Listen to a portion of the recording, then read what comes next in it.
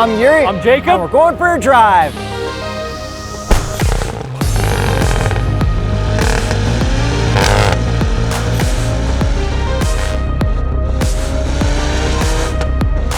...2022 Cadillac CT4V Blackwing manual transmission with launch control. in sport traction.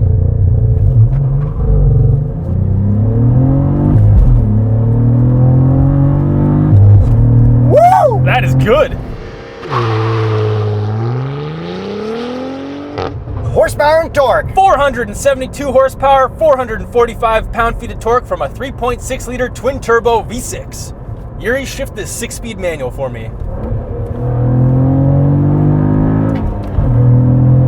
That's great. Pretty quick, not as fast as CT5V, obviously. There are so many crackles and pops from this engine. Yeah, you just let off and As long as you do it at the upper rev range. And what's the competition for the CT4V Blackwing? So this is positioned between two classes a little bit awkwardly, similar to what the CT5 did in its own classes. So this would compete with the BMW M2, the M3, the Mercedes-A45, CLA45, and kind of even the C63, and the Audi RS3 and the Audi RS5. But unlike a lot of those, this has rear-wheel drive and manual. The only other ones are the M3 and the M2. Yeah, so BMW and Cadillac are competing very directly now. But the M2 is a two-door, Yeah. and the four-door M2 is not this. The other ones are all front-wheel drive, all-wheel drive systems. Yeah, very, very interesting kind of segment. And how much does this cost? This one starts at $59,990 US, and if you're shopping for a new Cadillac CT4, click the TrueCar link in the top right corner to get discounted price offers. So this replaces what was formerly known as the ATS-V, and they carried over the powertrain. Can we start with the looks? Yeah, go for it. This one is a nice orange. Yeah, I think it's called Blaze Orange. Unlike the CT5, these things should only be in silver, black, and white. I think this looks awesome in these cool colors, and there's also like a nice dark red color too. Yeah, and especially with this additional double carbon fiber package, which looks so much crazier than it does on the CT5. Starting with the front end, we've got those little carbon fiber winglets. Yeah, the canards or winglets, they look awesome. I don't know what the official name is. They look great, and they do provide a lot of additional downforce as well. It's cool because it kind of has the same little winglets like the ZL1 had. Yeah, the 1LE. ZL1, sorry. I keep saying, I know it's Z, not Z, sorry. But then this also has better headlights than the CT5V. These ones go all the way up and down full connection from a distance. It's a very recognizable look. And I really like the bottom part of it because you can actually see it like around the intake. It's cool. Yeah, and then all of our grills are real nice and wide open, a cool Cadillac looking mesh. And then the hood goes all the way down to the grill, which I think looks fantastic. Yeah, the front end of this just looks so mean. And even the side, we do have really nice vents in the front, which we have smaller vents on the 5. Yeah, it's nice seeing big ones there. And then our wheels. Not so good, just like they weren't very good on the 5 as well. And then what would be the Continental recommended tire for the CT4V Blackwing? The Extreme Contact Sport. How about our fender arches? Now, the fender arches are pretty good, but not as pronounced as the 5. Yeah, it's nice having a bit of wide body. That's how you'll know it from an actual CT4V. And then we do have Brembos on here. I think the calipers look really nice. We do have them in optional blue.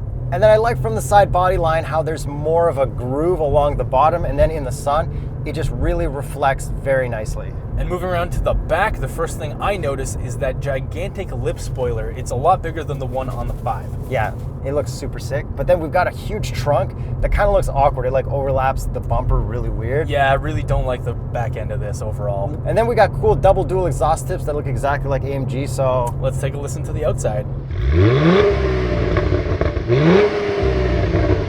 Not as good as the 5V Blackwing. No, and we are referencing the 5V Blackwing a lot. That's because we're at the Canadian launch. We're filming 2 videos in one day, so it's a little bit hectic. We're also going on the racetrack later, so we will be inserting some of that racetrack footage throughout this video as well. Why not right now? Right now.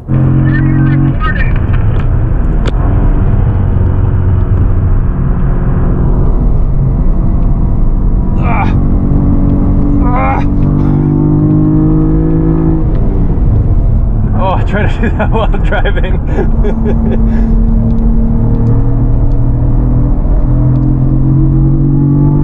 Oh, this car is leaking on my foot again. There's condensation on my foot. Why is there? It just feels like someone's pissing on my leg. Oh, what a hot day. Okay. Oh, I'm distracted by my wet leg.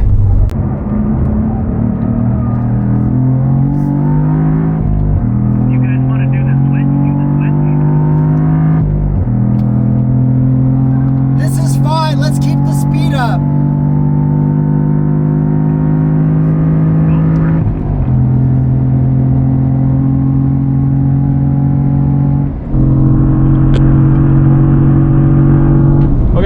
69! Woo! Oh, I'm in the wrong gear. I was way too focused on my top speed. I don't even know what they're saying on the radio. And if you like some of that racetrack footage, consider subscribing, or at least just hit the thumbs up. It helps us a lot. So much. Yeah, it's just thumbs up. Like, just click. Not this one. No, this one. So overall, looks-wise, do you like the 4V or the 5V Blackwing more? Strictly looks-wise, I'm going 4V Blackwing. It just looks so freaking good, and I love the color. Except the back end. Do you like the looks of this more than the M2? No. Do you like the looks more than the M3? Yes. Because you hate the M3. Yeah, because the front end, like, this does look better. Okay, and then in the driver's seat, a couple things that I really like about this. I feel a lot more comfortable in a smaller sedan than I do in the 5V. I feel like this is kind of my perfect fit. Yeah, no, I totally get that. This thing is a lot more nimble. Yeah, it seems like it's easier to grasp as a driver. And it just feels lighter on its feet. But it is a lot less sketchy. Like if I downshift and floor it, if it was the 5V, I would have probably been sideways from there. But the little thing that the exhaust does in this car is very interesting. It does that like...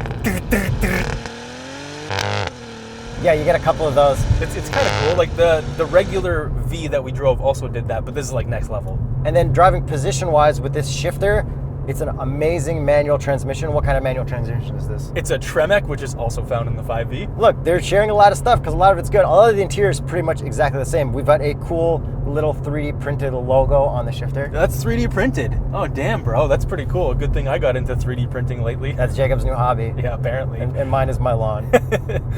The gauge cluster, really easy to see while driving, really easy to read everything out. You can have little pods with information for race car stuff because you do take this on the track. Then you got your speedo right in the middle, your speed right below.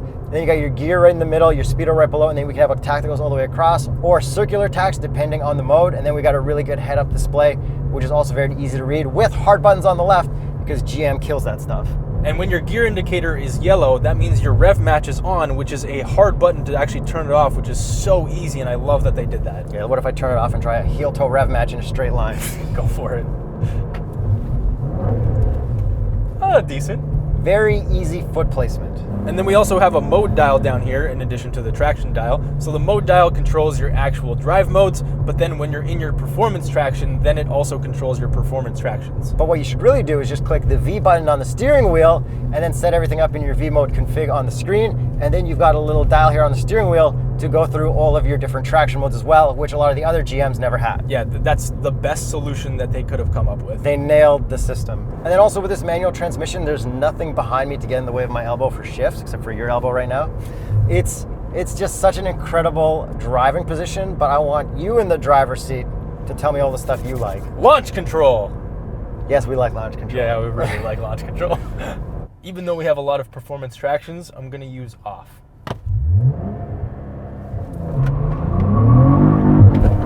Just burnout behind me. Damn, that's still pretty good. Yeah, it's fun to be able to do that in these cars.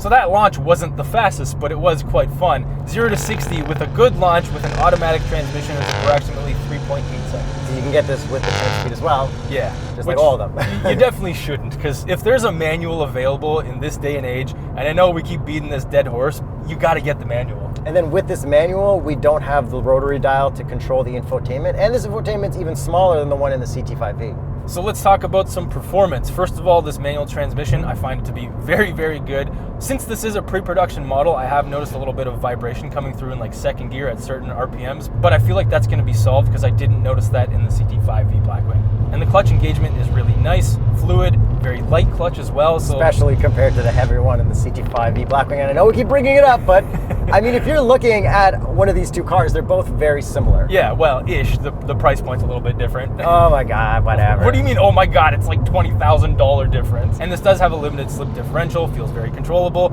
especially on the track. I'm assuming, insert clip right now.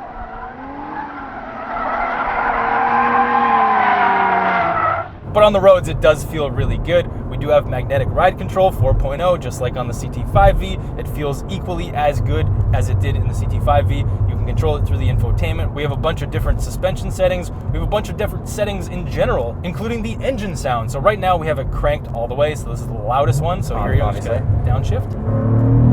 Okay, and go all the way. Ooh, crackles and pops like crazy. Let's go all the way, stealth. Nothing. Okay. Which is nice if you want to leave your house with your neighbors there and just be very, very quiet. And it does start fairly quietly as well. Yeah, it's not like super obnoxious or anything. Oh, and one more interesting thing that should convince you to get the manual transmission, if you do get the manual, you actually get some titanium internal engine parts that you wouldn't get on the automatic as well. Oh, awesome. Okay, so back to how this actually handles. So the steering feels nice and light, feels lighter than the 5. This thing feels very nimble, very flat. It feels great. And the fact that I can adjust the suspension on the fly, and it's such a big difference between the modes. This is great. With like a slightly shorter hood too, don't you feel like you can see more as well? Like you're just... Yeah, so just like the CT5V feels like a bigger sedan closer to an M5, this feels closer to an M2 than it does an M3. It's a good middle ground between the 2 Series 4-door and a 3 Series, M3. Yes. But performance-wise, it's I meant size-wise. Okay. Performance-wise, this is like as sick as an M3, no problem, bro. Yeah. And it looks better. Ugh, no front grille like that. Ugh. Okay, I mean, I like the M3. I know. I like the M3 looks, but I love the rareness of this. And back to this fantastic manual transmission. Okay, I'm gonna let it automatically rev match. No lift shift. So you keep your foot on the gas, you clutch in, and you shift.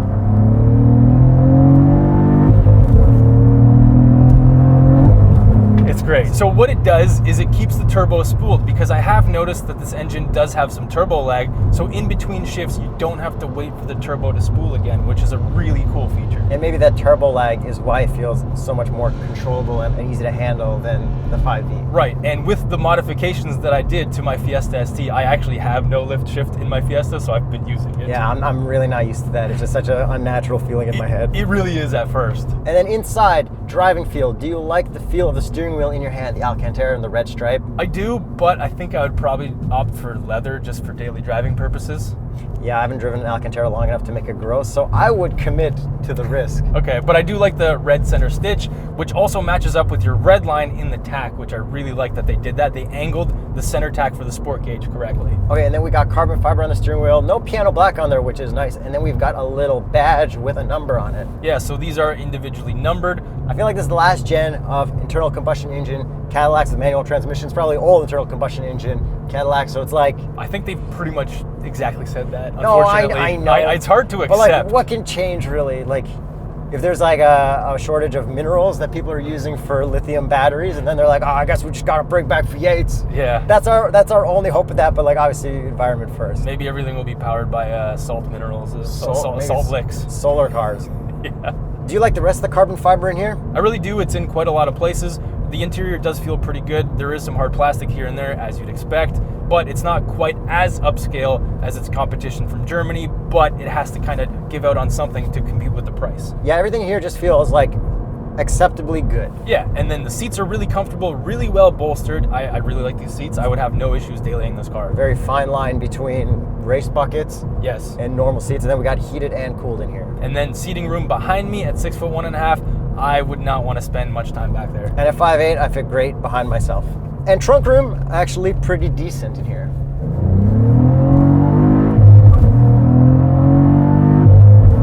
That sound between the shifts. Okay, I do think the Mustang's Tremec was a little like sweeter. That's what I'm saying. That's what I said in the 5V video. Yeah, I'm just thinking about every shift I've done, and like they were all just slightly like snappier in the other one. They're not as notchy in this. There's something. Well, it's a different transmission. I know, but made by the same fantastic manufacturer. Shout out Tremec. Yeah, Tremec gets transmission of the years. Yes, Tremec.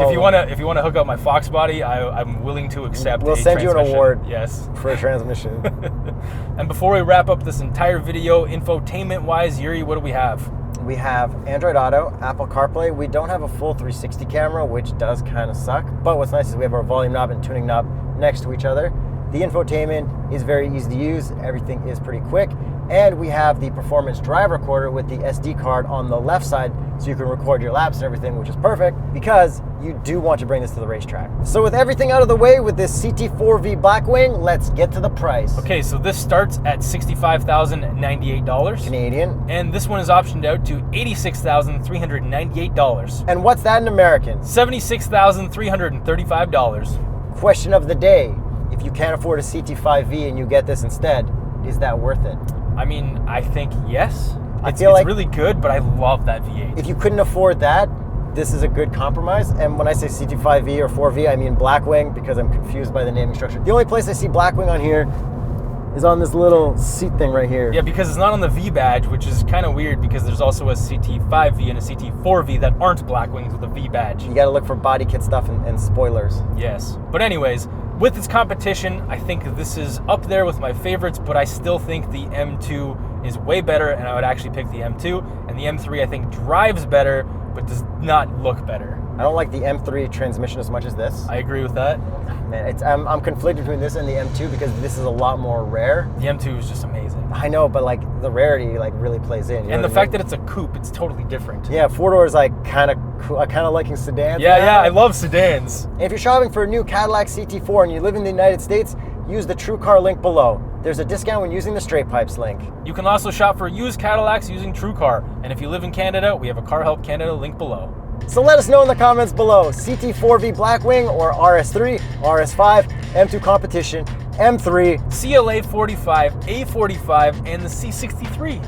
2022 Cadillac CT4V. Blackwing manual with launch control. Parking brake. Because I gotta... Yeah, that'll do it.